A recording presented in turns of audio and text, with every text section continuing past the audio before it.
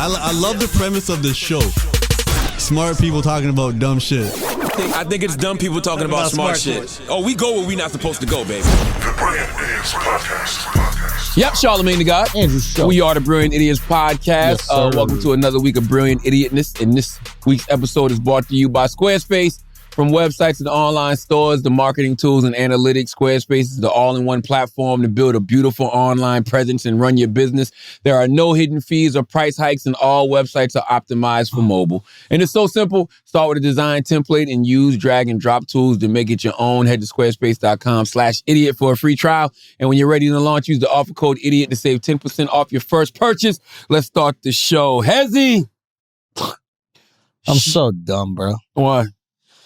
My wife just partnered up with this company, this huge company in like the kitchen food world, Food 52, right?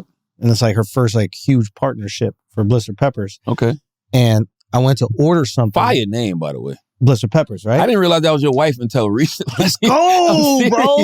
I'm like, it's a fire-ass name, Blistered Peppers. So I went to go buy some shit to support because I want to support.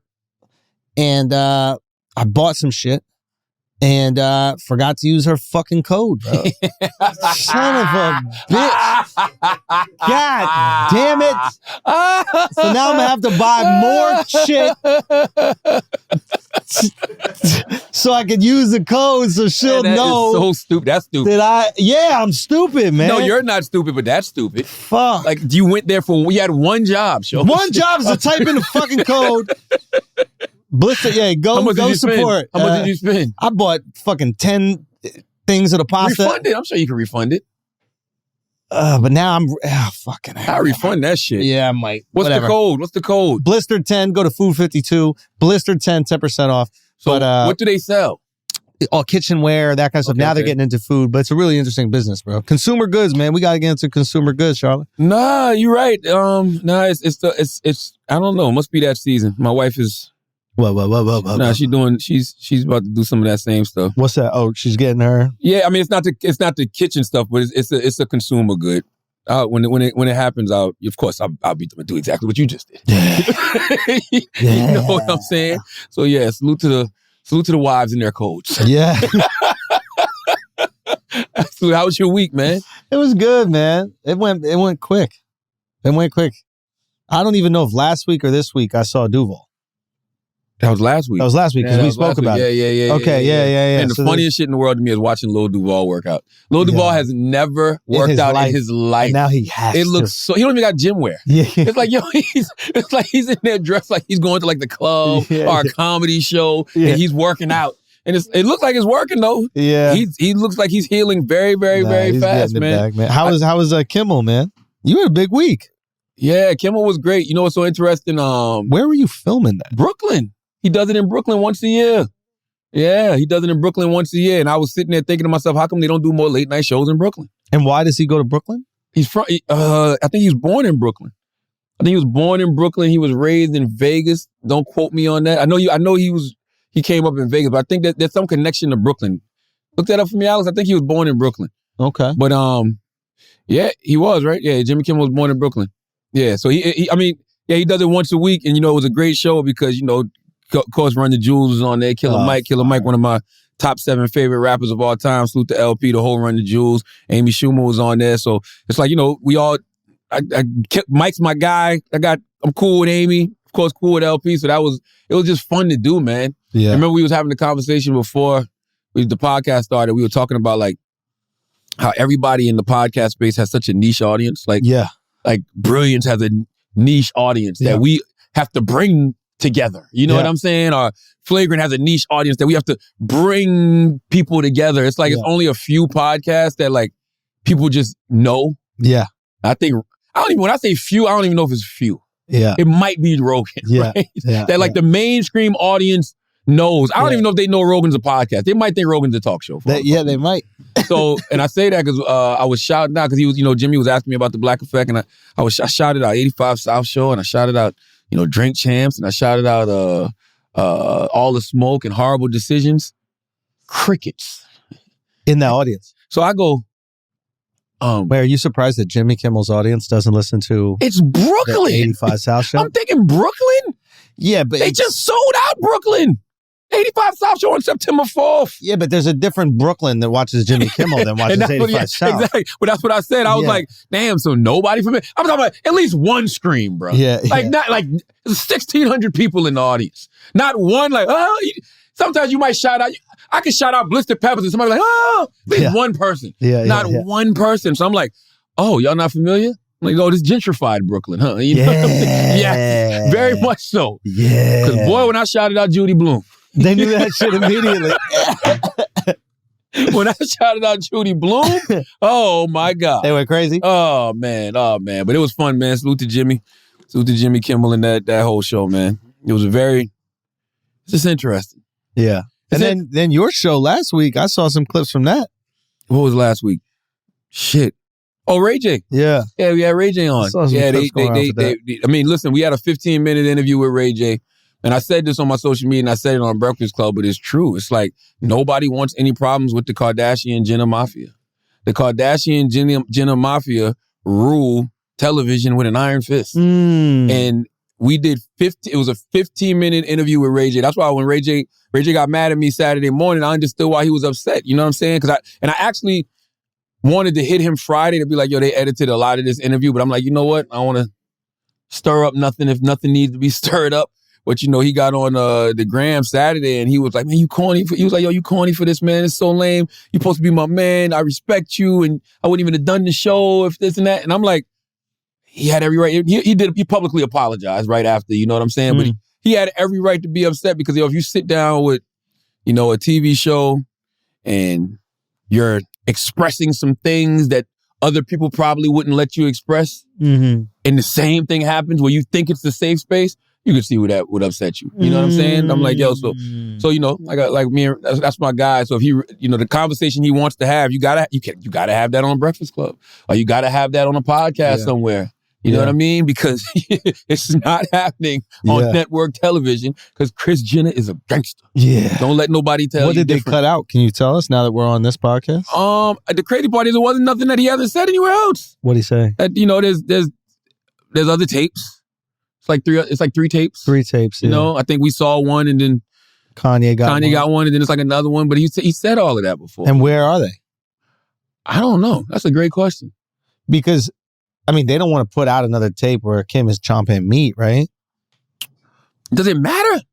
I mean, it probably matters to you because you're an adult now. Like the same way it matters to Ray J. Ray J's like, yo, I don't want my kids to think like this is how I came up. You know what I mean? Like, they know they're going to see it one day, or at least their classmates are going to tell them about it. They're talking about it now. I mean, really? that's why Kim don't want it out there. So I get it. You know what I mean? But also it's kind of like perfect timing because OnlyFans is so normalized that like a bunch of them kids, probably their mom or their aunts or their cousin is on OnlyFans. Oh yeah. Like being naked for money is going to be so regular by the time.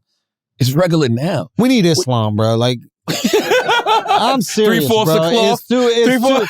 It's getting too much, bro. Like, it's getting too much. What I don't like is people having to step down from their job because of nudes. Why would anybody have to do that? They are, and having to step down from elected positions because of nudes. Like nudes is so regular that I don't know. You got to be a certain level of status for nudes to hit the timeline and people to care. Like if somebody was like, okay, you know, whose nudes would make us be like, okay, you know, share those with the chat. Who? Right. Kamala. Well, see, that's different. I mean, that's the vice president. You know what I'm saying? If somebody told you I want to see the V in the president. You know? I'm just telling you, but that's a good example. If somebody told you that the VP of the United States of America is busting it open on OnlyFans, send the goddamn link. Matter of fact, I'm going to subscribe. You got at least for the day. Yo, you know? For real. Not because I want to see, but it's the vice president. You know what I mean? The nudes or the porn. The porn would be crazy. Yeah, I guess. I mean, you checked out the Doze Out nudes? Yeah, not nudes, but I saw her looking thick. Whatever that was. Was that real? I don't know, but she was looking thick and she was looking in excellent shape. She had the cheeks. I thought it was just me. No, bro. She black, bro. Like, let's just say what it is, bro. I thought about it. Is. I was like, maybe it's something to this black thing. She got 25%, man. She's 25. And you see where the 25 went? 100%. 100%. I thought it was just me. I saw her in the airport. She wasn't cheeked up like that. That's what I remember you showing me that. I'm like, all these videos we've seen of Rachel Dolezal, I've never seen this before. No. Well, all of a sudden she get these cheeks from BBL, you think? She might have done BBL. Dr. Miami? Maybe Dr. Miami. But I do understand why they let her in the NAACP. Like, the NAACP. Do you know what I mean? Like, don't you think? Like, because if she showed up to the meeting looking like that, they're not going, is this a white girl pretending to be black? Yo, he said that shit like there's a W in it for real. NAACP. Like the NAACP. Ice Cube is the chairman. You know, it's like, what? You didn't even say N-double. You was like NAACP. Yeah, the National Women's Association. Yeah, the niggas with attitudes and colored people. That's what you said. That's what you just said. NAACP. Yo, that's man. fire that the black, what is it called? What is it called? Like a black lobbyist association or something like that? NAACP? Yeah, but like what would you call the organization? They're an organization. Just the organization. I think, yeah. That's fucking fire. Shout out to NAACP.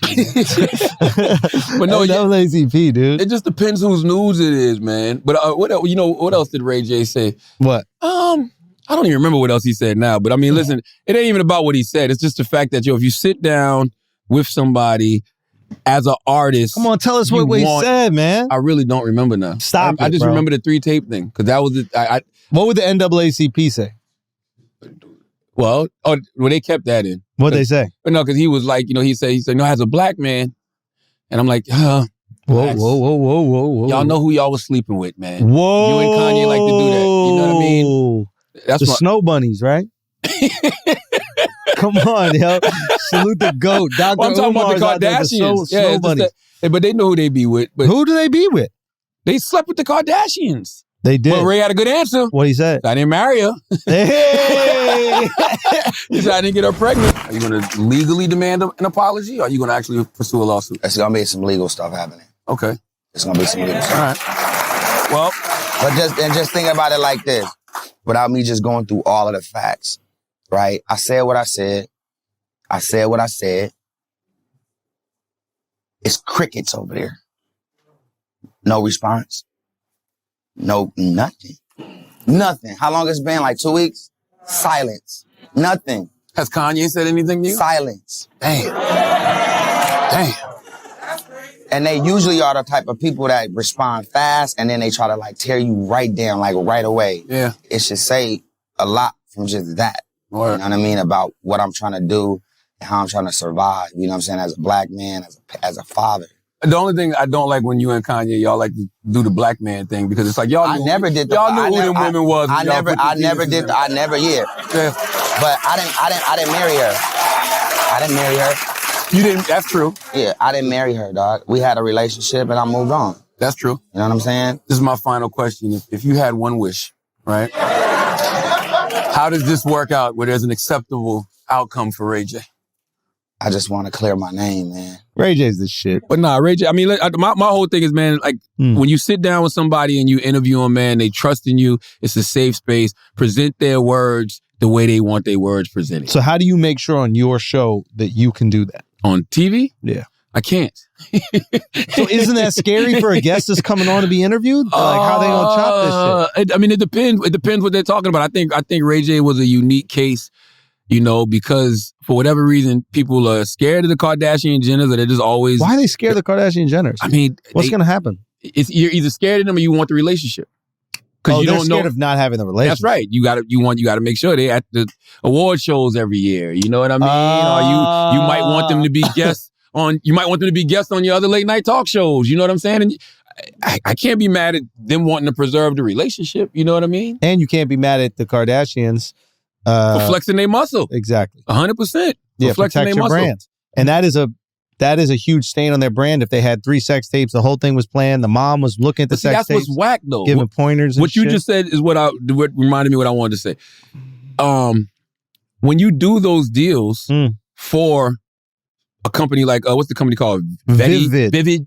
This guy's crazy. I don't know. Well, what's the pornography company? Well, hey, do you guys know what the pornography company? I've never watched pornography before. What are you talking I about? can't remember the name of the company. I know it was with a V. Both parties have to sign off. So Kim had to sign off. Ray J had to sign off. Yeah. What is wrong with admitting that? Nothing's wrong with admitting.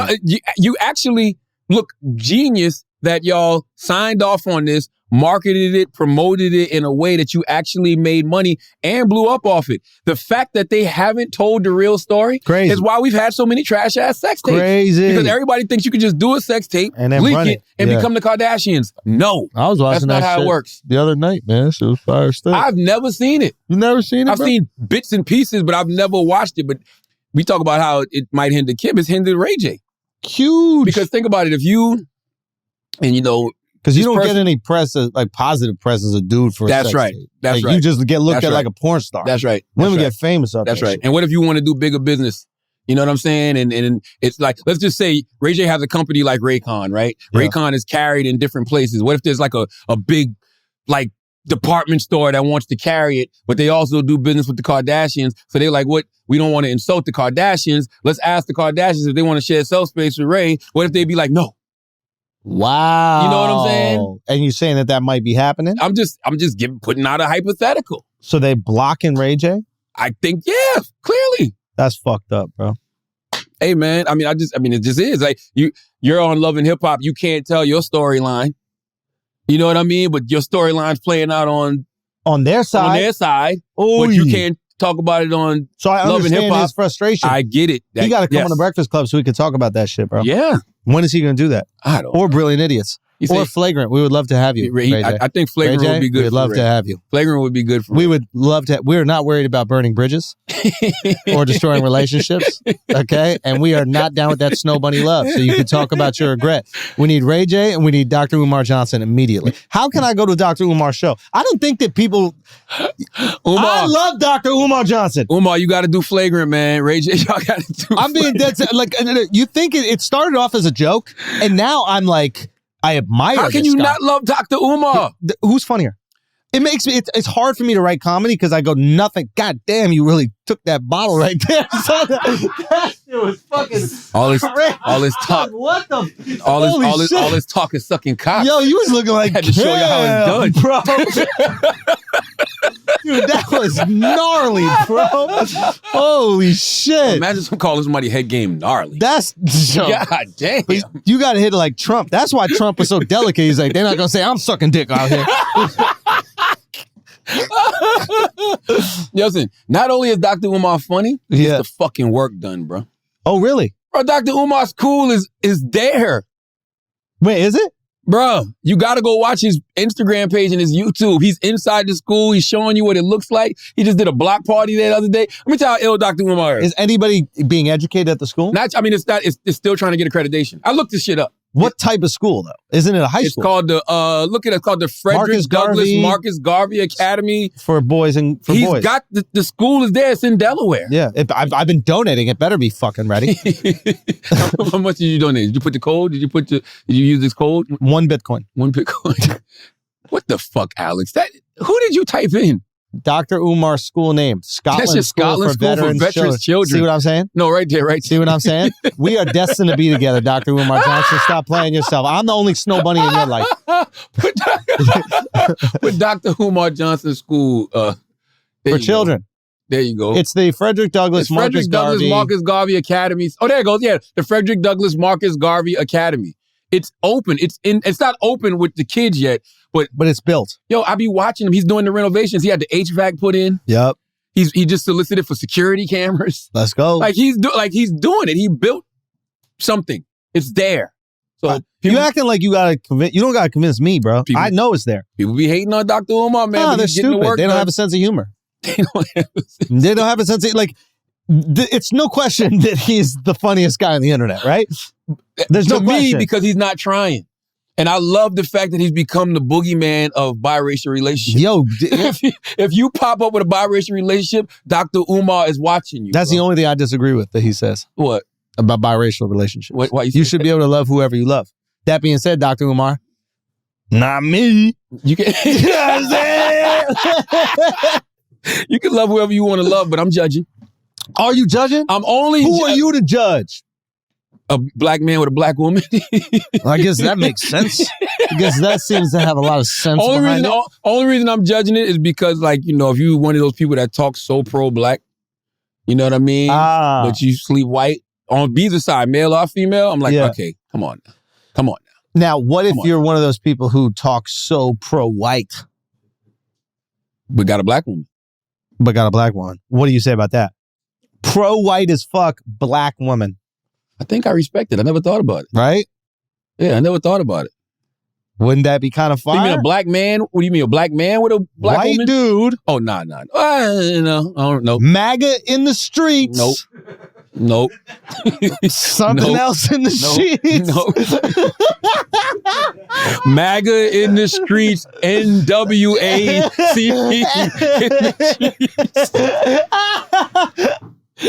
No, man. I like black men with black women. NWA. How do you say that shit? By the way, what's wrong with saying that? Saying what? Black men should be with black women. And listen, Asians like to keep it in their community, right? That's Chris? not true. Jewish men have been dating Asians for centuries. I bet you some people on your wife's side had a little problem with it, right? No, they're incredibly happy. They didn't at all? They love that. It's an accomplishment. What? Oh, Jewish man, okay. Asian woman, match made in heaven. Some Chinese people don't like the people marrying black people. Well, that is different. Different story. It's a different story. It's a different story. That's a very different story. Yeah. Okay? Yeah. That is what we would call racism. Is what you're that is what that's racist. Is it? Or is it preference? Is it community? Yeah, sometimes. Yeah, I don't know. I don't know if it's racist or they just want to keep it in the community. I don't know. Well, they're fine not keeping in the community when it's a Jewish guy. Blasian is big now. Ooh, black Chris said Blasian with is big Asian now. girl. Black male, Asian girl. My kids, you're either Asian. White Get Asian. on the mic, Chris. I never heard what Chris just said. Wasian. Chris said, I thought that was a fucking GPS app. Wasian. That's not. There you go, Chris. Who cares about a mask? Off, baby. So it used to be any half Asian kid in America was known as Hapa. Hapa. Right? Really? That's a West Coast thing. East Coast, we never said Hawaiian, that shit. actually. Yeah, but that was supposed to be the official term. What does Hapa mean?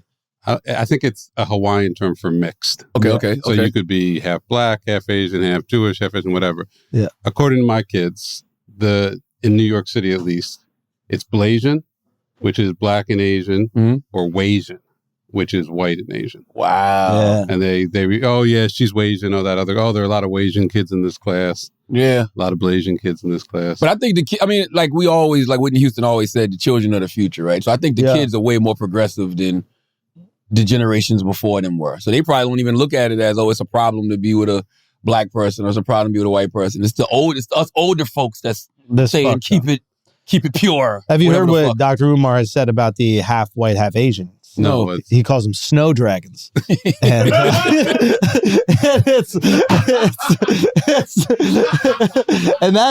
Dr. Umar is the funniest guy. That's going to melt all the stuff. Yo, I'm telling y'all right now. That's not going nowhere. Snow dragons is going Dragons fire.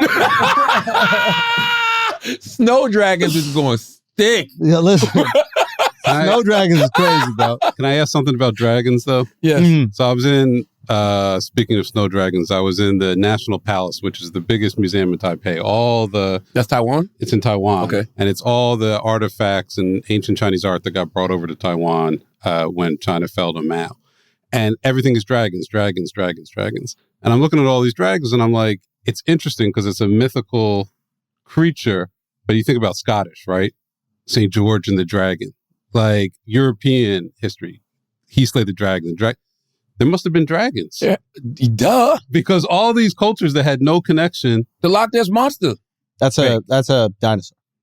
Wait, fake? What? Yeah, I've done a lot of research into it. I don't believe it. You think the Loch Ness was fake? That's a real. I think all this shit, y'all know how I get down. Yeah, I think all this shit existed at one point in time. But dragons must have walked the earth. What is so, but think about a dragon, right? Forget the mythical part of it. Yeah. What's so like outlandish about a dragon existing? Nothing breathes fire right now. Okay. That might be the, okay. I give you that. That might be the one part. Right. You know what I mean? But everything else, the flight, you know what I mean? It's just a lizard. Right. It's just a big ass reptile. So that's where I landed. I was like, I never seen somebody fold so fast, bro. What's so unrealistic about dragons? Well, nothing breathes fire now. Okay. Okay. Well, if you want to lead with that. Yeah. I wasn't going to lead with that. I was going to name about 3 other things. The flight, the fact it's a reptile. You know what I mean? Reptiles exist. Yeah. Flight exists.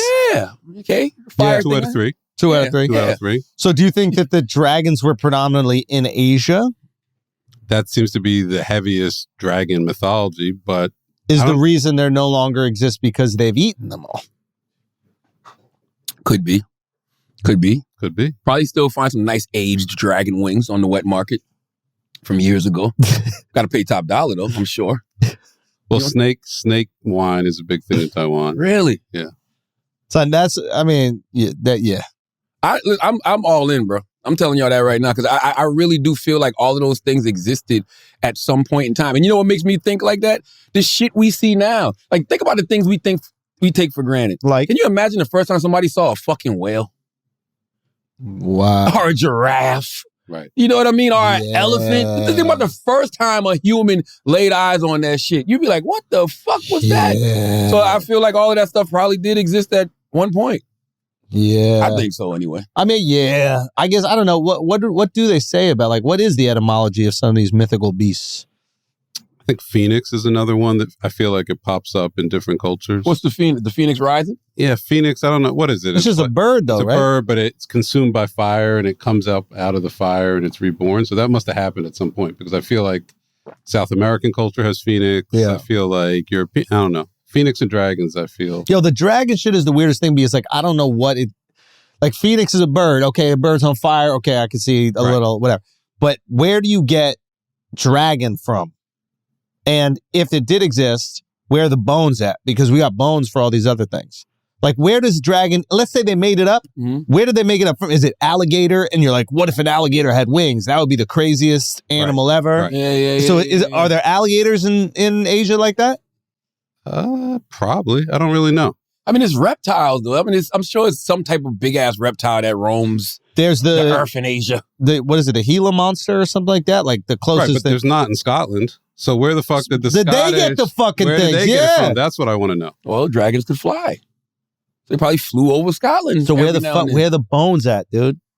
We got to find dragon bones. If we got dinosaur bones In the bogs. Hey, man. in the what? Bogs. Oh, in the bogs of Scotland. And the bogs are starting to disappear. And when they disappear, you're going to see where And that it's all fucking gonna Loch come Ness up. monster. That's a fact, bro. That's a fact. Oh, no, that's real. You know what's so interesting? You say that I was in my backyard. I was in the woods. And I've already cleaned up back there. Like, when I first moved in, I cleaned up back in behind the woods and shit. And, like, I went back there, you know, this weekend, and I'm like, it's all types of shit that wasn't there. Like, bottles and shit. And I'm realizing something must have happened to where all of this stuff was still buried under stuff, and it came up. You're So- saying like the water level went down? Well, I do have a creek, but not in the areas of the creek. It's just areas of where, like, it's something happening with the ecosystem, bro. Because there's this rock in my yard that used to be a whole rock. Literally a whole round rock. And now it's like cut in half. So it's just like a big strip. Like, it was like somebody was giving somebody a haircut and they just took the clippers and went right through their head. That's how the rock looks. Come on, Charlamagne. Why y'all looking at me like I'm talking about fucking fire-breathing rocks, bro? Charlamagne, I didn't say nothing. Come on. What do you mean? Come on, Charlamagne. I had a sinkhole in my driveway. You know the sinkholes that are popping up? A sinkhole popped up in my driveway, bro. So you've got water underneath your property. Well, you think that's what sinkholes are? I mean, that's what happens, right? Really? I think so. Oh. I be thinking it'd be shit coming out at night. Wait, what? Shit is climbing out, bro. That's what the This fuck guy- I be thinking. this I be guy- thinking shit be climbing Yeah, out of the this- fucking ground at night, bro. This guy. And they don't be having time to cover that shit back up That before is funny daylight. though. Like all your white neighbors going, like black person moves in, there goes the neighborhood, but like literally, like, it just starts sinking into a fucking hole. I live in a very diverse neighborhood. This is like it's very diverse. Yeah, but the rock split in half. Right? Yo, I'll take a picture and send it to you, and you'll look when you see it. You're gonna be like, "What the fuck?" I need a before and after though. Isn't it possible maybe you didn't see the split? No, I've been sitting on this rock for a long time. Like that's Well, my maybe- thinking rock. That's my meditation rock. I go out there and sit. You know that picture of the guy sitting on the rock? Yeah. And he does like The this. thinker. The thinker. Yeah. That's what that shit's called. Yeah. That's what I go out there and do. Yeah. And it's like I went out there this weekend. I'm like, what the fuck happened to the rock? It literally looked like somebody took some clippers and ran it through an afro, bro. Like it's just a straight strip and it's nothing there. And actually, you can still see remnants of the rock underneath the ground. So it's just like, what the fuck happened? There's something going on, bro. You'll see. You haven't seen these sinkholes that's been popping up all over the place? Yeah. Oh, it's happening everywhere, from the Bronx to Asia to China. You didn't see the shit they found in one of those Asian countries, and they say it's like a whole other ecosystem under the there? whole world underneath. It's crazy, right? Yeah. Yes. Yeah. I'm dead serious. Okay. Am I making this up, No, Chris? it's all that. Yes. I'm not making this up. There's some shit going on, man. What do you think it is? I don't know. What we about to see it's some shit that we haven't seen before that's about to happen, bro. Really? Yes. Like? I don't know. I don't want to speculate. I'm just telling everybody to keep their eyes open. And those are the things we're not paying attention to. Well, the one that they say in terms of climate change and the water levels changing and the temperatures going up is like in Siberia, there's germs and diseases that have essentially been under the permafrost for Oh yeah, I knew that. 10,000. Oh yeah, I've heard about that. I've heard about the permafrost. And now they're melting and all those. I think that's real. No, the permafrost pandemic been real. I've been reading about that shit. Yeah. I've said that on the podcast before. What's that? I've talked about that. Like the climate change is causing the glaciers to melt, and it's all of these ancient diseases that are underneath that shit that's about to start So being they're in going the to find a atmosphere. bison that's been dead and preserved for 30,000 years. That's right. And it's going to... But was sick with some disease, and then all of a sudden that We're gonna disease is get gonna.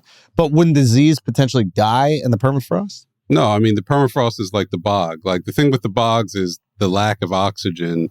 You know, they find these guys from 3,000 years ago perfectly preserved. You can see all their faces. It's like... Wait till Captain America pop out that motherfucker. Yeah. When Captain America pops out, y'all gonna know shit is real, bro.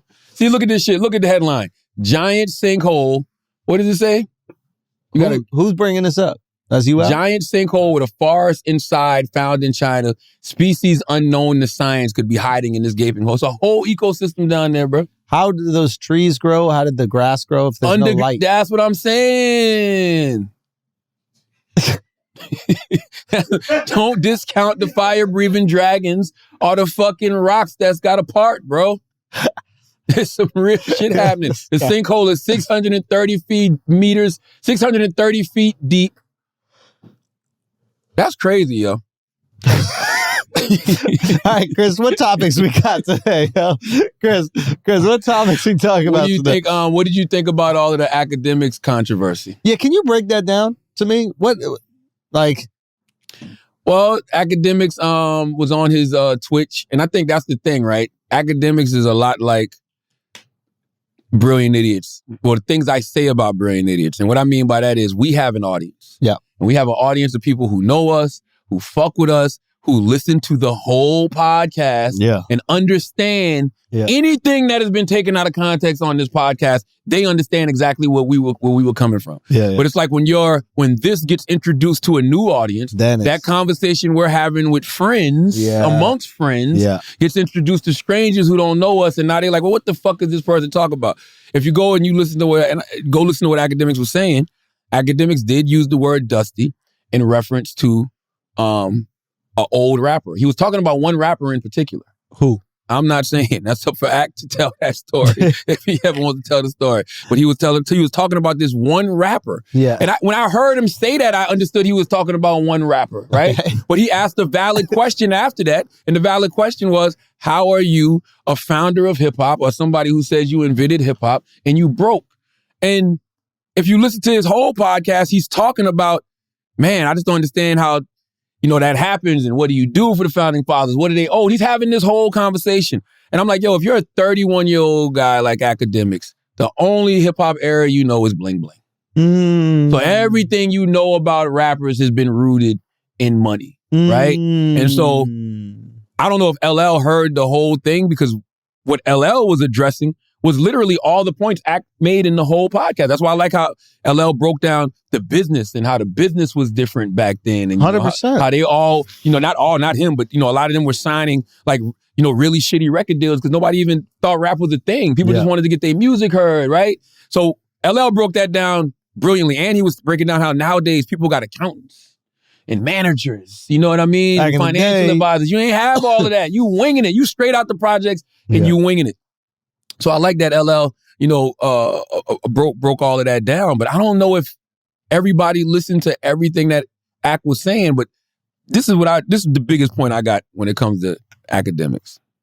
I like how academics exposes a lot of hip hop's hypocrisy. For example,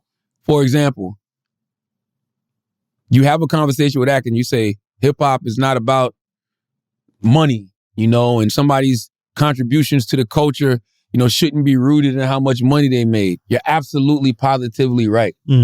But that's what hip hop has been doing for the past 25, 30 years. Everything has been about money. Like literally everything. So all of these rules of culture that did exist in like probably the late 80s, early 90s, they haven't existed in forever. So how come now all of a sudden when academic says it, you're mad at him, but you're not mad at all of these rappers who've been glorifying money and shaming people for being broke? Yeah. You know what I mean? That's literally what hip hop has been rooted in for like the past 30 years. Same thing with the B word. And that's the other thing.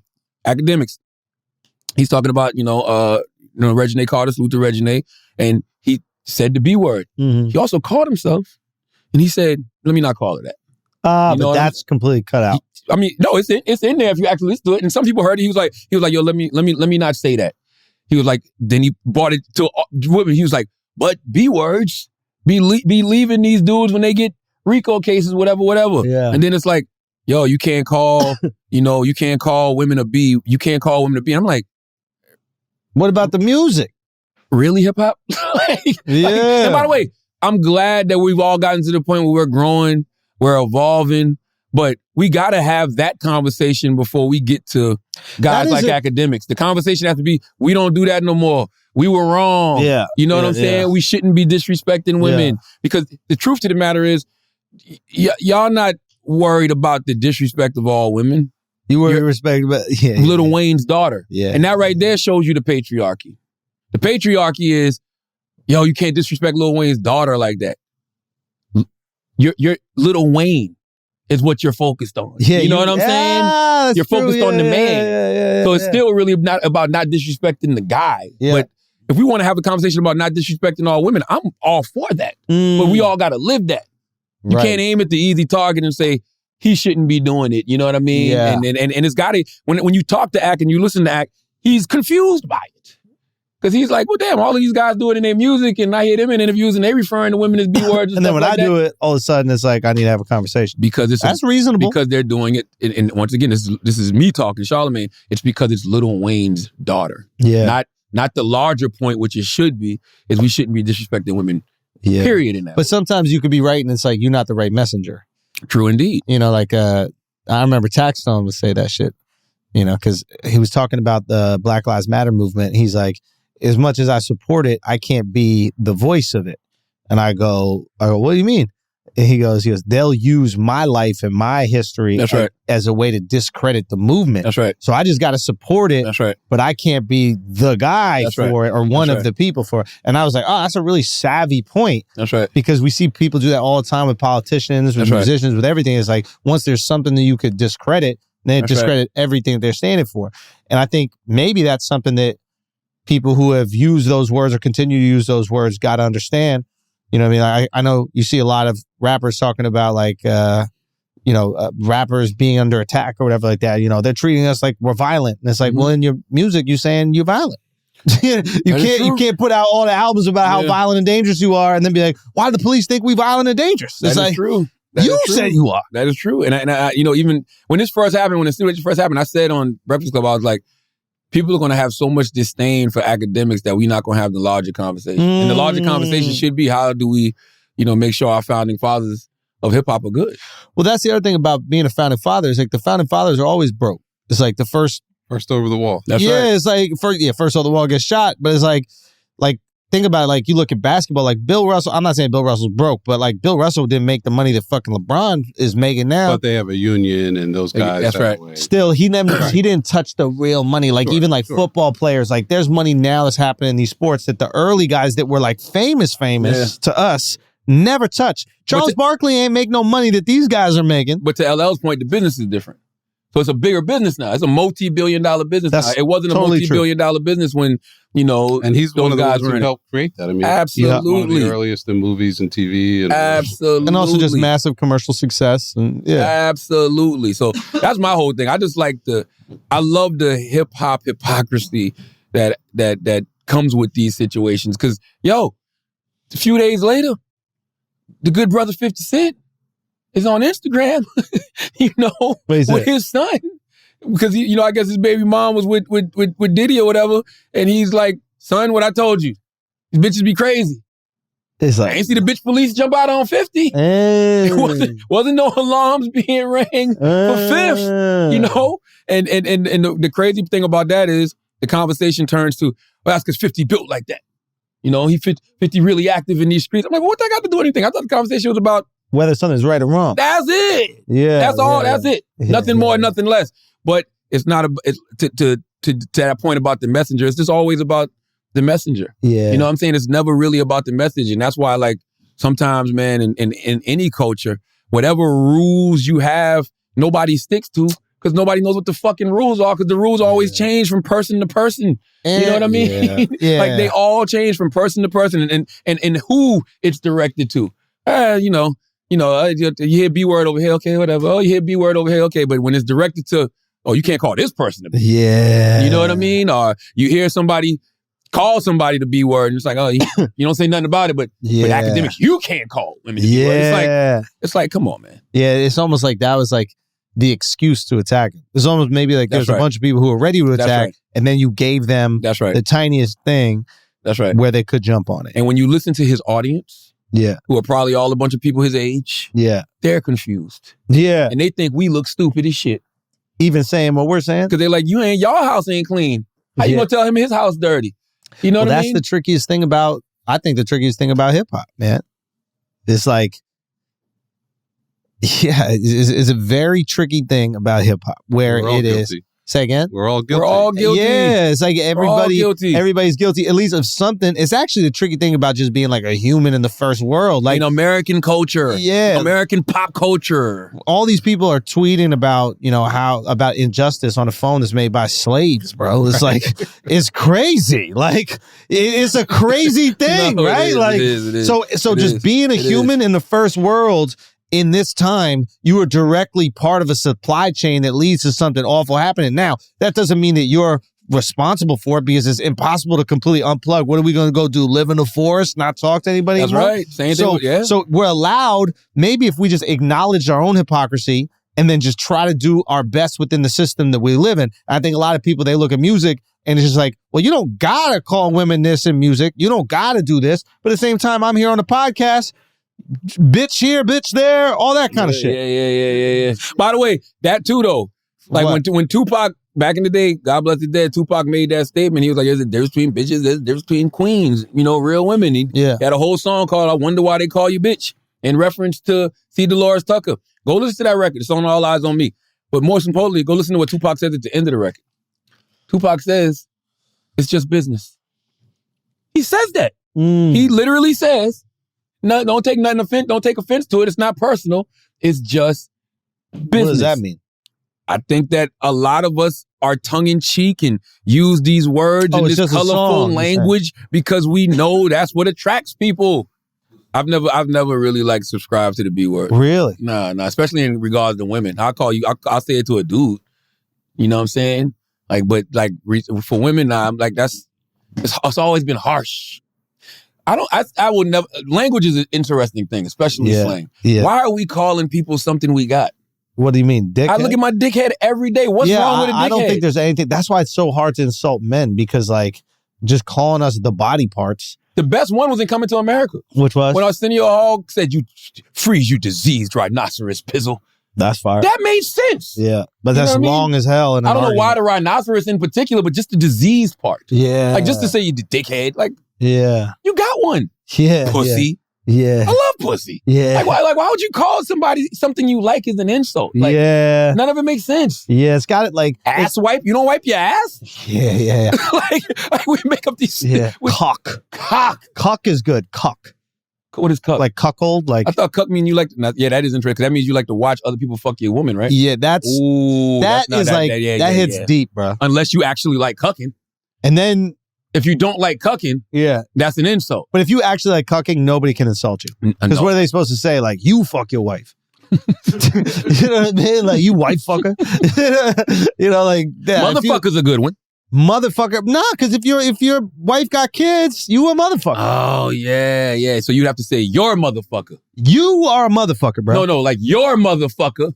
My motherfucker. Better. That's my dad. The Jamaicans got it the best. Yeah. Go fuck your mother. That's crazy.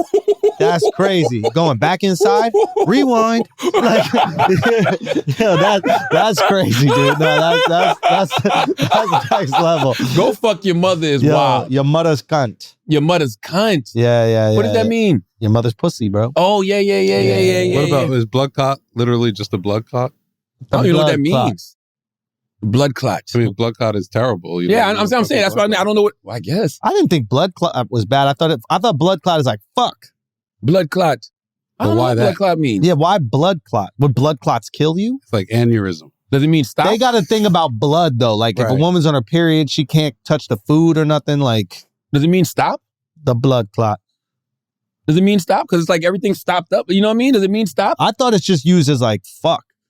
Really? Like you stub your toes, like the blood clot. Blood clot. The blood clot streets. Yeah, language is an interesting thing, man, that I don't think we've quite mastered yet. Look, what does it mean? Look, what is the meaning of the word blood clot? A Jamaican saying to call someone a blood clot is likening them to a woman's menstrual fluids. I told you, bro. Holy shit. It's the blood cloth. Holy shit. It's not blood clot. It's blood cloth. They don't, the periods, bro. They're afraid of them periods, man. If you getting attacked by a gang of Jamaicans, bro, pull a tampon out. Oh, you're right. Blood cloth. And start fucking swinging that shit like Keep this. one of them right here. When Jamaicans say bro. cloth, it comes out as clot. The blood clot. A blood cloth is a feminine hygiene product. Oh, that's fire. You a tampon? Son. So in essence, when the word is used in anger towards someone, you're basically calling them a tampon. Your tampon. Fire. Yo, tampon's sick. Fire. Fuck up tampon. Oh, you fucking tampon? Yo, fuck up tampon. Shut up, tampon hole. Yeah, look at this maxi pad over here. Yo, son. Maxi pad yo, tampon is fire. Who are you, blood yo? clot. So the blood clot. Bumble clot.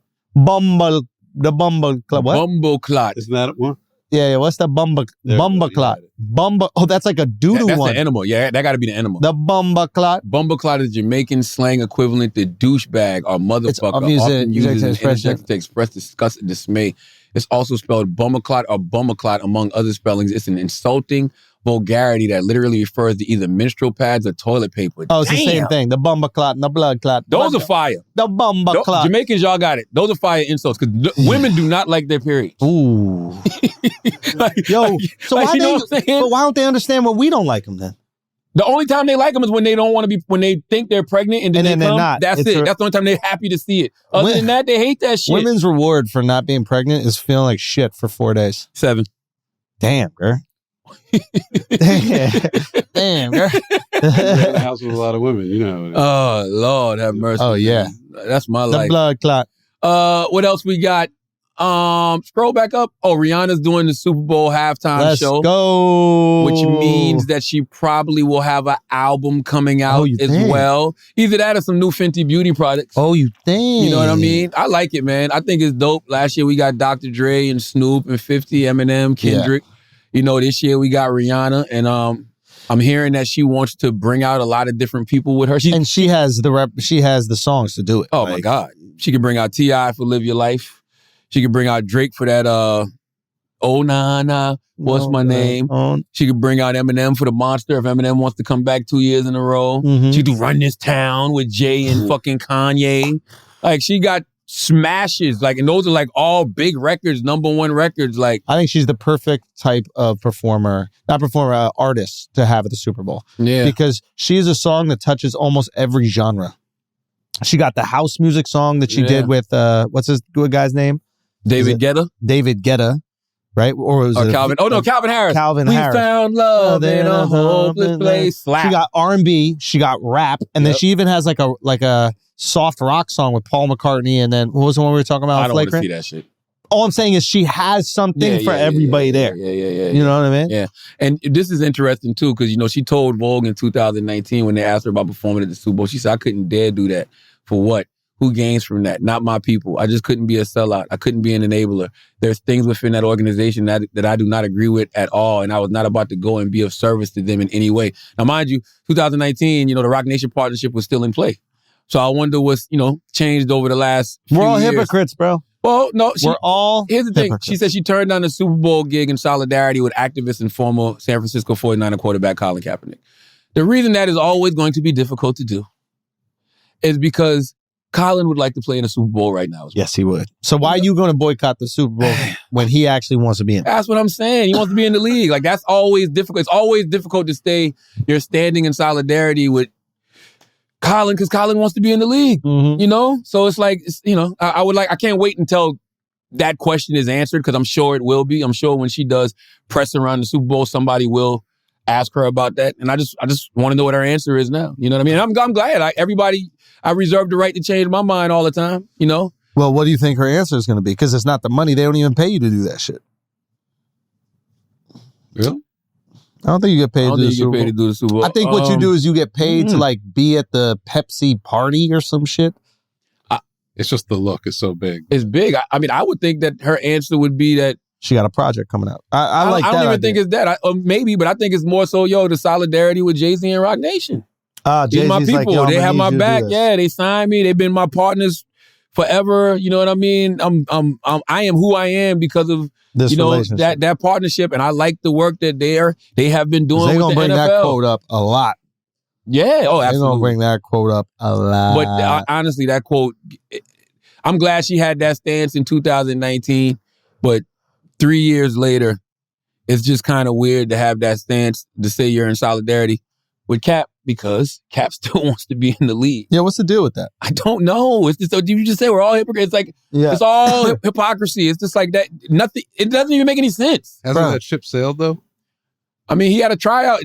He had a tryout with the Raiders earlier this year. Nobody talks about that. I don't know what happened in that tryout. I saw Warren Sapp do an interview with Vlad TV, and he was just saying how terrible the tryout was. You know what I mean? Do you see Kaepernick coming back? He tried out with the Raiders recently, but I heard the tryout wasn't all that great. I heard it was a disaster. I heard it was one of the worst workouts ever. I'm wondering how the hell this happened and the tape didn't get out, right? Somebody wasn't over the fence or nothing? Come on, man. We live in a world right now where you put a drone up. Hey, it ain't like they can stop you. They ain't gonna stop the workout talking about there's a drone up here. We don't know who this is. What? Come on, let's run this. They don't even send them up the ladder anymore. You remember we used to go out to practice? Send the guy up the thing, he's shooting practice off. Unbelievable. He was never incredible at being a quarterback. He was good. He was good. He was really good. No. Nah, he was really good. He was a Pro Bowler. Pro Bowler led his team to the Super Bowl. He was good. No, I don't think he was ever considered an incredible quarterback. I think he's an incredible talent that...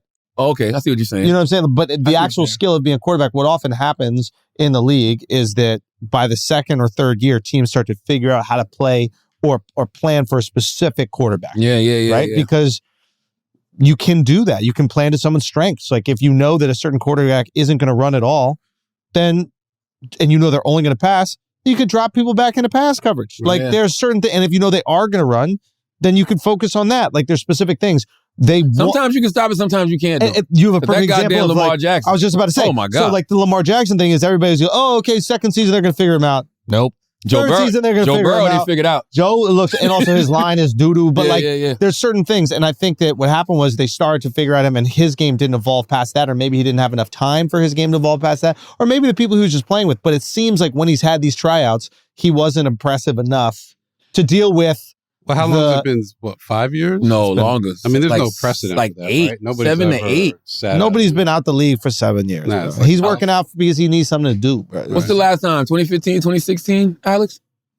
I don't know if there's a precedent in any sport for being gone 5 years and then coming back. A long time. How long was Ali at war for, or in prison? 2, 3 tops. Ali never went to prison. I think they locked him up. And No. He couldn't box for like 3.5 years. 2017 is like 5 years. Mike Tyson went to prison. 3 years. I know Tyson went to prison for 3 years. Tyson went to prison for 3 years. But yeah, they took away his license. Yeah, they took away his license. Yeah, Ali couldn't box for what, 3.5 years? Something like that. Right. I don't know. It's crazy. You know, I just, I wish everybody the best, but I always wonder what happened with that. I remember they announced that he was having a trial with the Raiders. Then you didn't hear nothing else from it. Yeah. You know, so who knows? Let's pay some bills. Alex Media, owner of WTF Media, with Wheezy the Fuck Media. Yeah. Wheezy the Fuck, salute to Wheezy.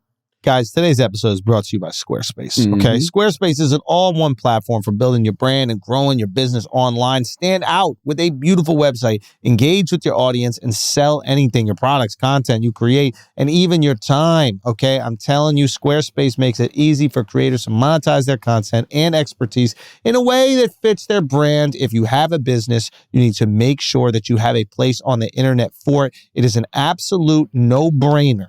Okay, if you have a business, you need to make sure that you have a place on the internet for it, okay? They got absolutely everything that you need, okay? They have built-in analytics to measure the impact of every send, okay? They can, you can use those analytics and insights to grow your business. You can learn where your site visits and sales are coming from and analyze which channels are most effective. You can improve your website and build a marketing strategy based on your top keywords or most popular products and content. So right now, if you head to squarespace.com/idiot for a free trial, and when you're ready to launch, use the offer code IDIOT. You can save 10% off your first purchase of a website or domain. That's squarespace.com/idiot with the offer code IDIOT for 10% off your first purchase. Let's get back to the show. That's all we got, right? Sir. Church announcement show, T. Yo, man, check out the Mr. Beast episode of Flagrant, man. We had him on. I mean, he's just the best guy at YouTube ever. It was absolutely amazing. And how did he build his following? Like, what was he talking about that got him all those subscribers? He wasn't talking. He was just creating videos. Like, he just found a way to make the viral video every single week. Viral video. It could be just random games. Like, initially, he was starting out, he was doing like a gaming channel. And then he started to create these like viral stunts. He recreated the Squid Game thing. Before that, he'll buy an island and then say the last person of his friends to leave it gets to keep it. Like, he'll just do every single wild stunt you could imagine. And then he built this amazing fucking audience, and now he's getting into consumer goods, but he's like an absolutely brilliant creator and like a brilliant businessman. So like to have him like break down everything from YouTube thumbnails to like analytics to retention strategies and just talk about like his come up. It was crazy. It's like 4 hours long. So on Flagrant, go check that out. Damn. Also, I was in a vlog with Casey Neistat. That was really cool. We went surfing together, and I really admire Casey. He's like one of the OGs of YouTube, and like really the reason why people vlog is because of him. And like to hang out with him and like to see an incredibly successful person and like meet him and be just as impressed in person is really gratifying because you're like, oh, this success that you have is completely deserved. Yeah. That's the best feeling. Like, absolutely. So that was awesome. So you can check that out on his YouTube. What you got, bro? What I got? Hell of a week. Yeah, who's on this week? This week is Jason Lee from Hollywood Unlocked. Yamanika Saunders. And I forgot who else. Don't give me the line. And somebody's not confirmed yet, but yeah. But watch Thursday night, 11:30, Comedy Central. Make sure you stream us on Paramount Plus too. Yes. That's very important. The DVR and they got YouTube clips of it. They got YouTube clips up. You know what I mean? Which is the most fulfilling thing always, because it's just like when you see people organically sharing content from the show. Yeah. You know what I mean? Like that's really all you can ask for in 2022, 100%. 2023, because like the internet is where it's at. Like you just want people to see the show. That's 100%. It. Like you want people to say, oh, yeah, I'll be watching Hell of a Week. And like, you know, for me, man, it's just all about the work more so than anything. When people tell me that they like the show. You know what I mean? That's very fulfilling. So every Thursday night, 11:30 on Comedy Central. And make sure you keep RSVPing to come to the Mental Wealth Expo. Yes. My second annual Mental Wealth Expo is October the 8th. It's going to be at the Marriott Marquis in Times Square. Man, we got some amazing people. You know, I bring together some of the best mental health professionals on the planet. Dr. Rita Walker, Dr. Alfie Breland Noble, Dr. Spirit. I got Wallow and my man Shaka Sinclair. They're doing a talk together about the effects of the prison system on your mental health. I got a great panel. It's a hip hop and mental health panel with, you know, Rhapsody, who's one of my favorite lyricists, Joey Badass, and G Herbo, because, you know, all of them are very outspoken about, their mental health struggles. That'll be moderated by Dr. Alfie Breland Noble. And I got Pastor Torrey Roberts and Sarah Jakes Roberts doing the keynote speech. So it's a free event. All you got to do is go to mentalwealthexpo.com and register. Just like last year, it was free. It's free this year. Gonna have food for y'all because it's gonna be from 11 to 4. So just pull up, man. A day of mental health education and healing. Debbie Brown, my good sister Debbie Brown. Debbie pulled up on me this weekend because she's doing a spiritual retreat here in New York that she's leading. Shout out to Debbie. And that was such a, you know when you get those surprise visits from friends? Yes, you know what I mean? And she didn't realize that like on Saturday morning, like I really needed that. Like I really needed to see her. So we just sat around. Why? What were you going through? Nothing crazy. It's just like, I woke up, I was frustrated about the TV show, right? Yeah. Because of how they did Ray J. Yeah. And I gotta take that. I'm the one that gets. It's your show. Yeah, I take the blows for that. So, when I saw Ray J, come up Saturday morning and he was upset, I was upset for him because I'm like, that's my guy. I don't want to hurt Ray J. You know what I'm saying? Grateful. He's played a huge part in your career. Whether he meant to or not. He has. Whether it was intentional or not, that's he right. has. Yeah. And I've been knowing Ray for a long time. I met Ray when I was doing radio in Columbia, South Carolina. I met Ray J. This was like 2003, 2004. I think One Wish might have been out. Whatever the single was out at the time. I took him to buy weed. Like, that's how long I've known Ray. So me and Ray have always had a good relationship. So I don't like to put people in that position. You know what I mean? So I was a little upset about that. And you don't really know who to bark at. So you end up barking at your team. You know what I mean? Because you feel like they should, protect you from stuff like that. But it's really nobody's fault. That's the network. That was a network decision. You got to do what you got to do. So I was feeling away, and then she just, pulled up, and we just literally, me, her, and my wife and her assistant just sat in the backyard all day doing plant-based drugs, plant-based medicine, and drinking tequila. So it was a good day. Chris, you got any church announcements? Summer of 85. Hey. Check it out. Yeah. Okay, Chris. I like the really enthusiasm of that. All right, well, I'll try it again. I was keep talking. Both of these in though. Let's see if there's any difference. Summer of 85 is an Audible original, produced by Chris Moreau, distributed by SPH Productions and Audible. It tells the story of what, Chris? Summer of 85, the MOVE bombing in Philadelphia and the Live Aid concert. And I was going to say I was stalking through the Brilliant Idiots Reddit page the other day, and I saw people talking about it, and people had very nice things to say. So that made me feel good. It's phenomenal. It's actually phenomenal, and it's just like for anybody that believes in conspiracy theories, that's a great one that I can't believe people have never put together. Yeah, the bombing. It's a conspiracy. Well, the conspiracy is the bombing of. I mean, that's not a conspiracy. They did get bombed for the MOVE organization, but the fact that their last names were all Africa, right? And then the Live Aid concert happened that summer, which was a benefit concert for Africa. The conspiracy theory is, did they do that benefit concert to make you forget about this act of domestic terrorism that happened? Yeah. I mean, I think it's closer to what Andrew was talking about, which is we're all just a bunch of fucking hypocrites in this country. Hey, we're going to throw a big fucking concert and act like we care about Africa, even though the evidence shows otherwise. It's right here. Yeah. It's literally at your doorstep, but that's the American way, right? Should we just say fuck consistency at this point? Am I the only person that tries to be consistent? Brother, I'm consistently a hypocrite. Right. Hippocrates, my man. Just roll with it. It's so much better. But you acknowledge it. That's what I'm saying. Let's acknowledge who we are. We're human. Yo, God knew it. God knew it. Like, how the fuck you made that turn to Catholic? No, but like, God knew it. No, that's like gonna be Jesus, the remix. Jesus knew that we were gonna go pretend to be perfect, right? And he's like, was it Jesus or God? I don't know. I'm not super religious. Well, some say they're one and the same, which is also hypocrisy. Because they say don't worship any God but God. Wow. I guess my point is, he's like, yo, you're already a sinner. Like, you're born a sinner. So stop trying to act like you're perfect. Just cough up and say you're a hypocrite, and then it's good. Yeah. Because everybody is. On some level, you're going to find some of it. And then once we all acknowledge that we're a little bit of hypocrites, it's harder to use your one hypocritical thing to discredit from everything else that you're doing. Yeah. Because a lot of times you'll be like, yo, we got to look after the climate. And then someone goes, yeah, well, you use toilet paper, motherfucker. Yeah.